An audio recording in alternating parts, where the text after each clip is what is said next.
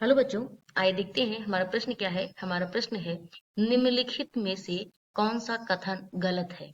पहला विकल्प बच्चों में दिया गया है, वायुमंडलीय दाब तथा परासरण दाब की इकाइयां समान होती हैं।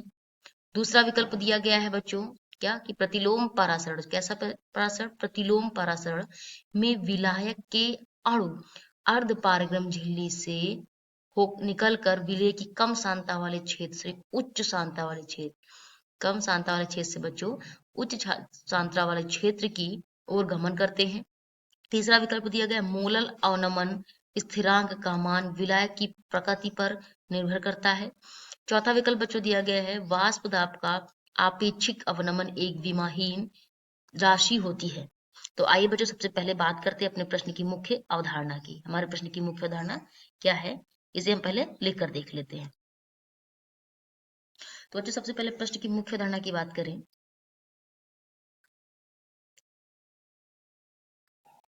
ये बच्चों प्रश्न की मुख्य अवधारणा,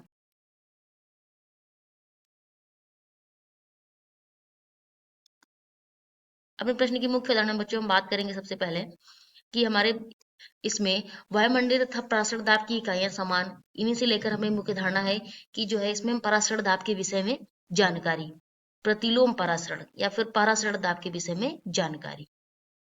आइए सबसे पहले इसको भी लिख लेते हैं बच्चों, किसके विषय में जानकारी प्राप्त कर रहे हैं।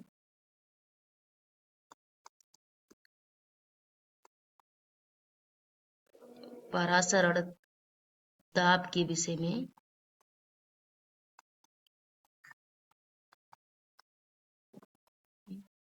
यही से बच्चों हमारा उत्तर निकलेगा, परासरण दाब के विषय में जानकारी। सबसे पहले बच्चों उत्तर की जब प्रश्न की ओर अपने आगे बढ़े उत्तर की ओर, तो देखते हैं कि अभी मान लीजिए बच्चों हम यहाँ पे वायुमंडलीय दाब की बात की गई है और परासरण दाब की इकाइयों की बात की गई है। तो ये हमें पता है बच्चों की वायुमंडलीय दाब होता है और परासरण दाब की जो इकाइयां होती हैं बच्चों, वो क्या होती हैं, समान होती है। अब बात किया गया है बच्चों प्रश्न विकल्प बी में कि प्रतिलोम परासरण में विलायक के अणु अर्ध पारगम झिल्ली से निकलकर विलेय की कम सांद्रता वाले क्षेत्र से उच्च सांद्रता वाले क्षेत्र में गमन करते हैं। तो बच्चों ये बात की गई है, तो लिख लेते हैं कि प्रतिलोम परासरण में बच्चों क्या होता है कि जो विलायक के अणु होते हैं, प्रतिलोम परासरण में विलायक के अणु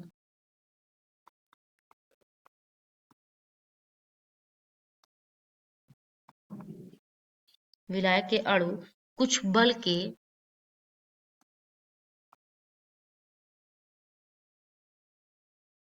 अनुप्रयोग से, ठीक है बच्चों, कुछ बल के अनुप्रयोग द्वारा उच्च सांद्रता वाले क्षेत्र से उच्च सांद्रता वाले क्षेत्र से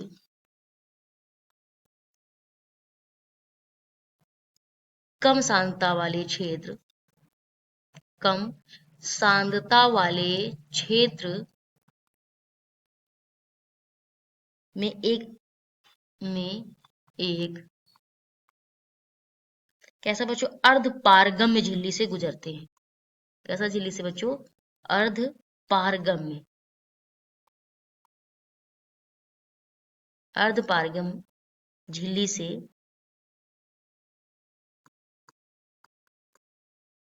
गुजरते हैं।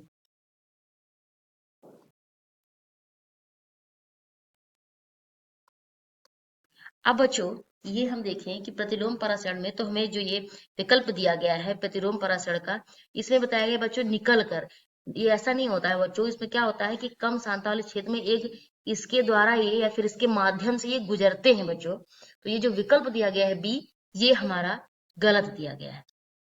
अब जो सी विकल्प दिया गया है कि मोलल अवनमन स्थिरांक का मान विलायक की प्रकृति पर बिल्कुल बच्चों निर्भर करता है, उसकी प्रकृति पर। वाष्प दाब का अपेक्षिक अवनमन एक विमाहीन राशि होती है, जी बिल्कुल बिल्कुल सही है बच्चों। लेकिन जो हमारा ये बी है ऑप्शन, ये हमारा गलत है। तो इसमें जो गलत कथन है वो हमारा कौन सा है, बी। तो आशा करते हैं बच्चों को प्रश्न का उत्तर समझ आया होगा। धन्यवाद।